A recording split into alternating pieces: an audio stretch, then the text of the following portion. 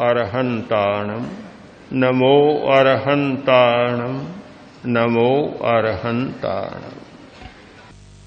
ज्योतिपुंज गुरुदेव, ज्योति की साधना करने वाले साधक, उपादान अच्छा होता है पर निमित्त का मूल्य भी कम नहीं होता। सुहावना मौसम, प्रकृति पुलकित हो रही है, पूरा आकाश बादलों से भरा है,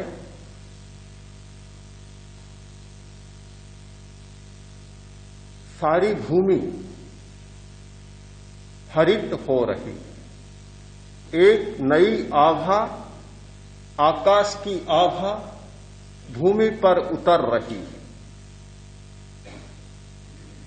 द्रव्य का अपना मूल्य होता है, क्षेत्र का अपना मूल्य होता है, काल का अपना मूल्य होता है और बदलती हुई अवस्थाओं का अपना मूल्य होता है। हम किसी एक ही मूल्य में नहीं बन सकते, किसी एक ही आग्रह की कारा में बंदी नहीं हो सकते। कभी कभी ऐसा होता है मनुष्य आग्रही बन जाता है। आग्रही बनने वाला समग्रता की भव्यता से वंचित होकर एक बिंदु में दृष्टि को नियोजित कर प्रकृति की मोहकता से स्वयं प्रवंचित हो जाता है। तर्क हमारे जीवन का ऐसा ही एक दृष्टिकोण है जो समष्टि से काटकर एकांगिता के खड्डे में व्यक्ति को गिरा देता है। एक तर्क शास्त्री ने कहा, मैं चिकित्सा चाहता, इसलिए मेरी तर्क करने की बहुत आदत हो गई। आदत की जटिलता इतनी बढ़ गई कि व्यवहार में भी तर्क करने लगा हूं। तर्क की भी सीमा होती है। एक वकील कोर्ट में केस लड़ता है, वहां तर्क करता है, बात समझ में आती है, किंतु अपनी पत्नी के साथ भी तर्क करने लगे, आज रोटी क्यों बनाई और क्या बनाऊं? नहीं, तर्क से समझाओ कि रोटी क्यों बनाई। अब बेचारी क्या समझाएगी? तर्क का कोई विषय नहीं। पानी पीते तर्क करने लगे, परस्पर के सारे व्यवहारों में तर्क करने लगे, तो न्यायालय तो कब चलेगा, घर तो उजड़ जाए। व्यवहार क्षेत्र नहीं है तर्क का, सत्य की शोध क्षेत्र नहीं है तर्क का। तर्क का वही क्षेत्र होता है कि जहां दो मत होते हैं, मतद्वैध होता है, एक मत के चुनाव का प्रश्न होता है या एक मत को हराने और जिताने का प्रश्न होता है, वही तर्क का कुछ उपयोग होता है। किंतु तर्क करते करते तार्किक ने कहा कि आदत की जटिलता यहां तक बढ़ गई है कि मेरी हर बात का और हर प्रवृत्ति का मैं समर्थन करता हूं, दूसरे की हर बात का और हर प्रवृत्ति का खंडन करता हूं। जटिलता की यह सीमा नहीं है। जटिलता का बिंदु इससे भी आगे जाता है।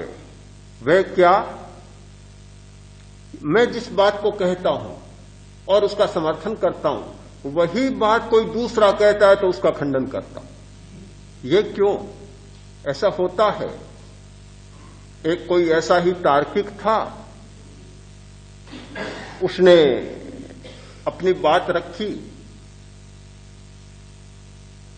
किसी दूसरे व्यक्ति ने वही बात दोहराई और तत्काल खंडन करने लग गया। उसने कहा, भला आदमी, मैंने तुम्हारे पास से ही तो ये तर्क सीखा है, और तुम इसका खंडन करते हो। मैं ये नहीं जानता, मैं तो ये जानता हूं कि दूसरा कोई भी कुछ भी कहता है उसका खंडन करता हूं, चाहे पहले मैंने कही हो, इससे मुझे कोई मतलब नहीं। तुम कहते हो तो तुम्हारी बात का खंडन करना मेरा धर्म है। आदत यहां तक बिगड़ जाती है। उसने कहा मेरी भी ऐसी ही आदत होगी, अब क्या करूं। मैंने कई उपाय किए, चिकित्सा भी करवाई, मन की चिकित्सा करवाई, दवाइयां ली, कैसे ही इस तरक से पिंडा छूटे, मुक्ति मिले, पर कोई उपाय कारगर नहीं हुआ। बहुत परेशान हूं, मैं परेशान, घर वाले परेशान, दोस्त परेशान, पड़ोसी परेशान, सब परेशान, मुक्ति चाहता हूं। तो फिर मैंने कहा एक काम करो, प्राकृतिक चिकित्सा कराओ। जब आदमी इस दवा लेते लेते थक जाता है, एलोपैथी, होम्योपैथी और सारी पैथियों की शरण में जाकर जब थक जाता है, तब फिर आखिर नेचुरोपैथी की शरण में आता है। फिर नेचर के द्वारा क्योर करने का प्रयत्न करता है। तो तुम भी अब प्राकृतिक चिकित्सा करो, जिससे कि तुम्हें छुटकारा मिल सके, बीमारी से बच सको। वह कैसे हो सकती है? उसका उपाय है अपनी प्रकृति को पढ़ो, अपनी प्रकृति की समीक्षा करो, विश्लेषण करो अपनी प्रकृति का, दूसरे का नहीं।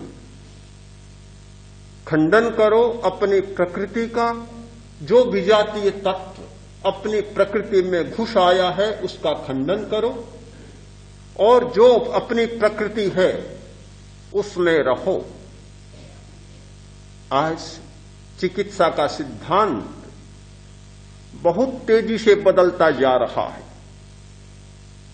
अब इस बात को प्राकृतिक चिकित्सा में भी नहीं माना जाता कि मिट्टी, पानी, बाष्प स्नान, धूप स्नान का ही प्रयोग किया जाए। अब यहां तक पहुंच गए कि जब तक आहार की चिकित्सा नहीं होगी, तब तक मिट्टी और पानी की चिकित्सा भी बेकार हो जाएगी। डॉक्टर अर्नाल्ड इहरिटकी ने एक पुस्तक लिखी है, आहार चिकित्सा। उन्होंने प्रतिपादित किया है कि जब तक हमारा आहार श्लेष्माहीन नहीं होगा, तब तक आप चाहे सो उपचार करें, चाहे प्राकृतिक चिकित्सा का उपचार करें, मिट्टी, पानी और धूप का उपचार करें, पर फिर भी स्थायी लाभ होने वाला नहीं है।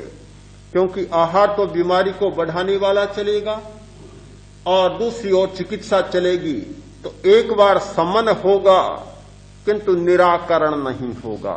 निराकरण के लिए जरूरी है मूल बात को बदला जाए, आहार को बदला जाए। बात तो बहुत कठिन है, कठिन बात है कि श्लेष्माहीन आहार, अम्लता बढ़ाने वाले सारे आहार का परिवर्जन कैसे संभव हो। उसमें दो ही चीजें बचती है, फल और पत्र शाक। ये दो ही ऐसे हैं जो श्लेष्माहीन आहार। अनाज भी श्लेष्मा को बढ़ाता है, दूध भी श्लेष्मा को बढ़ाता है, और सारी चीजें श्लेष्मा को बढ़ाती है। केवल फल और पत्र शाक, पत्ती के साग, ये दो ऐसे हैं। लगता है कि बात सही तो है, किंतु बहुत कठिन बात लगती है। किंतु सच्चाई तो आखिर सच्चाई है, उसे हम कैसे स्वीकार करें। मन की प्रकृति की चिकित्सा की बात भी ऐसी ही है। बहुत कम बातें बच जाती हमारे सामने, फिर तर्क के लिए कोई अवकाश ही नहीं रहता। अपनी प्रकृति को देखना, अपनी प्रकृति में रहना, प्रकृति का भोजन करना, प्रकृति की स्थिति में रहना बहुत कठिन बात है। जयाचार्य ने आराधना में दो बातें बताई, दुष्कृत की निंदा और सुकृत की अनुमोदना। दुष्कृत की निंदा, अपने दुष्कृत की निंदा और अपने सुकृत की अनुमोदना, ये प्रकृति प्रवास है। प्रकृति में रहने का उपाय है न किसी का समर्थन न किसी का खंडन, दूसरे का समर्थन नहीं, दूसरे का खंडन भी नहीं, अपना समर्थन भी नहीं, अपना खंडन भी नहीं, अपना भी खंडन, दूसरे का भी खंडन, अपना भी समर्थन और दूसरे का भी समर्थन। व्यक्ति वहां से छूट जाता है, केवल दुष्कृत का खंडन, फिर चाहे अपना हो पराया हो, और सुकृत का अनुमोदन, फिर चाहे अपना हो पराया हो। समर्थन में भी कोई कठिनाई नहीं, खंडन में भी कोई कठिनाई नहीं, किंतु यह सब प्रकृति के स्तर पर होता है।